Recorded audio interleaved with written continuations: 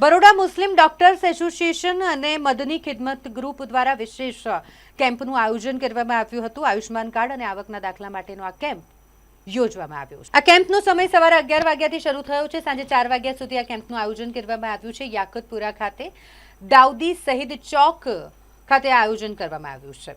સરકારી યોજનાઓનો નાગરિકો સુધી લાભ પહોંચાડી શકાય તેવા ઉદ્દેશ્ય સાથે આ કેમ્પ યોજાયો છે। 50 થી 60 જેટલા આયુષ્માન કાર્ડ નાગરિકોએ તેનો લાભ લીધો અને વધુમાં વધુ લોકો લાભ લે તે માટે તેઓએ સૌને કીધું પણ છે। આ કેમ્પના આયોજનમાં અરબાઝ ખાન પઠાણ, સંજીદા સૈયદ, ફારૂક શેખ, જુનેદ પઠાણ સહિત સંસ્થાના જે કાર્યકરો છે તેમની ઉપસ્થિતિમાં આખું જ આયોજન કરવામાં આવ્યું હતું।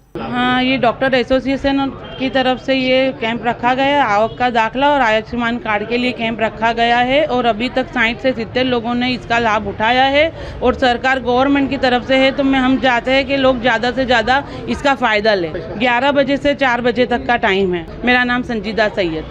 आज रोज बरोड़ा मुस्लिम डॉक्टर एसोसिएशन અને મદની ખિદમત ગ્રુપ દ્વારા આયુષ્માન કાર્ડ અને આવકના દાખલા માટેનું કેમ્પનું આયોજન કરવામાં આવેલ છે। યાકુતપુરા વિસ્તારમાં કે ગવર્મેન્ટની સ્કીમોનું વધારેમાં વધારે લોકો સુધી લાભ પહોંચી શકે તે હેતુથી અમે લોકો આજે આ કેમ્પનું આયોજન કરેલ છે। લગભગ સવારે 11 વાગ્યાથી લોકોની ભીડ અહીંયા લાગેલી છે।